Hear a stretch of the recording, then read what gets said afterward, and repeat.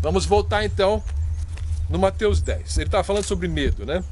Bom, o medo em Mateus 10, ó, não tenha medo dos homens, porque eles só matam o corpo. Tenha medo de Deus, que ele mata o corpo e a alma. E aí fica a pergunta, mas eu tenho que ter medo de Deus? Vamos tentar responder da seguinte maneira. Vamos comparar, então antes de ir para o Mateus 10, vamos comparar com 1 João. Eu falei que eu não tenho medo de Deus, né? Então acho que eu vou ficar de fora do reino, né? Porque ele falou que você tem que ter medo. Por que eu não tenho medo de Deus? Por que eu não tenho medo de ir para o inferno? Não tenho, não é arrogância, não sou melhor que ninguém. É porque existe uma revelação bíblica que diz que não preciso ter medo. 1 João 5, 11 a 13, não o Evangelho de João, mas a primeira epístola de João, lá no fim da Bíblia, capítulo 5, versículo 11, e o testemunho é este. Eu falei que você tem que ter fé, né? É graça e fé. É fé no quê? O testemunho é este, que Deus nos deu a vida eterna e esta vida está em seu Filho. Quem tem o Filho tem a vida, quem não tem o Filho de Deus não tem a vida. Estas coisas vos escrevi, os que credes no nome do Filho de Deus, para que saibais que tendes a vida eterna e para que creiais no nome do Filho de Deus. Então é essa a fé, é graça e fé. Fé em quê? No nome do Filho de Deus. O nome eu sei, é Jesus. Mas quem é Jesus? O que ele fez? Ele morreu pelos nossos pecados, conforme as Escrituras, e ressuscitou ao terceiro dia, conforme as Escrituras. Ele paga pelos nossos pecados, para que nós não precisemos pagar. Então, se você crê nisso, se apega a isso e confia nisso para a tua salvação, então você está no reino. Então você é vivificado. Então não precisa ter medo. Então não precisa ter medo. Eu sei que não precisa ter medo, porque o 1 João 4,14 diz: e vimos e testificamos que o Pai enviou seu Filho para Salvador do mundo. Qualquer que confessar que Jesus é o Filho de Deus, Deus está nele e ele em Deus. Mesmo que você não sinta, não saiba, mas está escrito. E nós conhecemos e cremos no amor que Deus nos tem. Então eu não tenho medo. Se ele me ama, eu vou ter medo por quê? Deus é amor. E quem está em amor está em Deus, e Deus nele.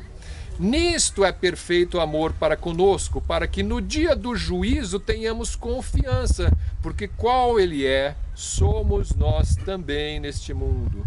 No amor não há temor. A palavra aqui é a mesma fobeu que está lá no Mateus 10, que Jesus disse: vocês têm que ter medo de Deus. E aqui está dizendo: não tem medo, não tem medo. Nisto é perfeito amor, e diz o versículo 18, no amor... Não, vamos ver o 17. Nisto é perfeito amor para conosco, para que no dia do juízo nós tenhamos confiança, porque qual ele é, somos nós também neste mundo. No amor não há temor. Antes, o perfeito amor lança fora o temor, porque o temor tem consigo a pena, e o que teme não é perfeito em amor. Nós o amamos porque ele nos amou primeiro. Nós o escolhemos porque ele nos escolheu primeiro. Então, não tenho medo. Não tenho medo do juízo. Ele fala aqui do dia do juízo, ele fala, o termo que ele usa é juízo mesmo. No dia do juízo eu vou ter confiança. Não tenho medo nenhum de ser condenado. Quem teme não é perfeito amor. Então você não precisa ter medo da condenação de Deus. Muito claro nas Escrituras isso. Então, se eu não preciso ter medo, se eu confio em Jesus, no dia do juízo eu não tenho que ter medo da condenação, então por que Deus fala para os discípulos para eles terem medo de Deus que pode condenar, lançando no inferno? Eu entendo que isso quer dizer que existe um momento de você tomar essa decisão. Se você não tomou essa decisão, tem que ter medo sim, porque ele pode lançar no inferno. Ele pode condenar e lançar no inferno. Ele é o juiz, você tem que ter a consciência de quem é o juiz. Então, se você vive como se ele não fosse e você não crê nele, é bom que tenha medo. E não medo dos homens. Então, vai chegar um momento em que você tem que tomar uma decisão em que você vai ou seguir o curso deste mundo e agradar os homens e receber a aprovação dos homens, ou seguir o curso de Cristo e agradar a Cristo e receber a reprovação dos homens, mas a aprovação de Deus. Se você toma essa decisão e você passa a ser um discípulo de Jesus Cristo, então aí não há mais medo.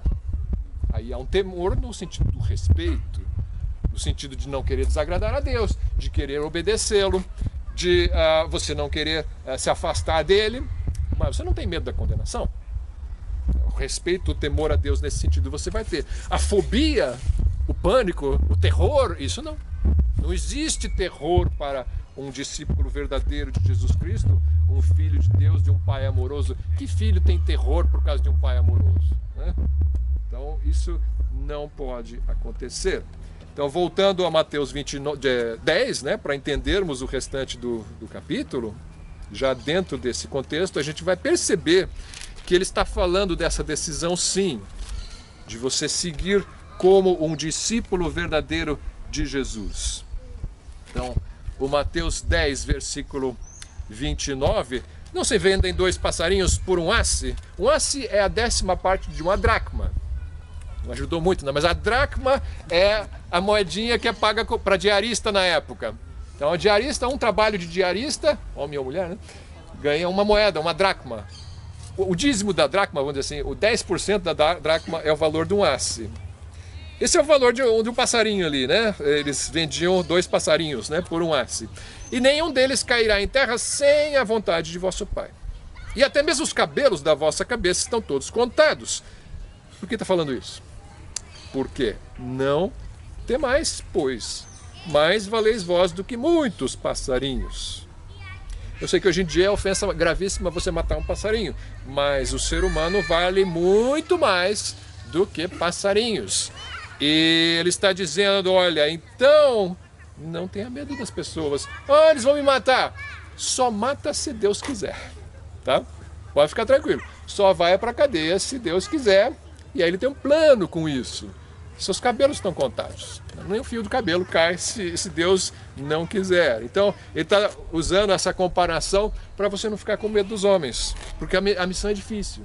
A missão do discípulo de Jesus Cristo em contextos de perseguição é complicada, né? Versículo 32. Portanto, qualquer que me confessar diante dos homens, eu o confessarei diante de meu Pai que está nos céus. Mas qualquer que me negar diante dos homens, eu o negarei também diante de meu Pai que está nos céus. Vocês percebem que aqui ele não está falando de uma coisa suave, ele está falando de uma decisão definitiva. Eu não quero seguir Jesus Cristo, porque senão vai ficar ruim para mim. Eu quero seguir os homens.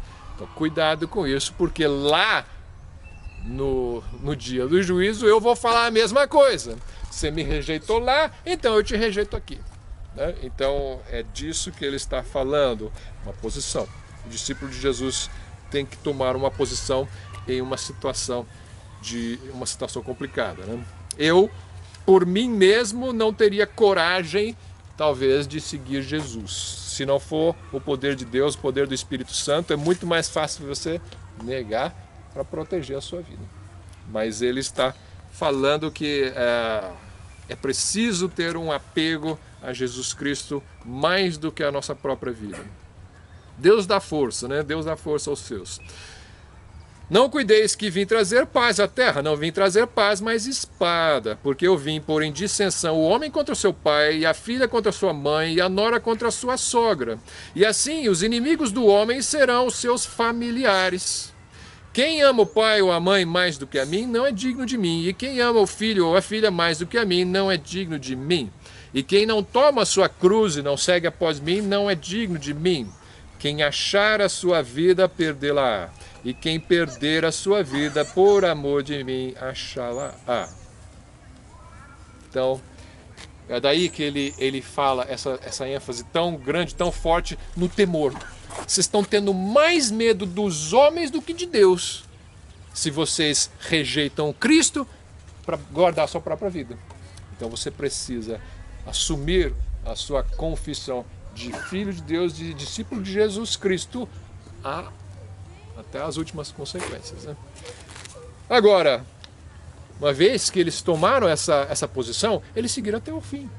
Eu não creio que eles passaram o resto aí da vida agora com medo de Deus. Não. Os discípulos, você vai ler a história deles no livro de Atos e tudo mais, eles são intrépidos e eles estão sempre com Cristo, alegres, tem seus momentos de falha como qualquer homem, mas Não é esse pânico. O pânico foi para um que não se apegou a Cristo, que foi Judas Iscariotes. Judas Iscariotes ouviu tudo isso. Ele poderia, junto com os outros, ter se temido mais a Deus do que os homens, mas ele preferiu temer mais aos homens do que a Deus. E o destino dele foi certo. Então, esse é o momento que cada um, uma escolha que cada um tem que fazer uma vez na sua vida. O resto é confirmando, o resto é buscar forças em Deus para seguir Jesus. Mas aquele ponto na sua vida em que você crê e abraça a fé cristã, isso tem que ser feito com toda a convicção. A convicção que o Espírito Santo coloca no seu coração, não lute contra o Espírito de Deus.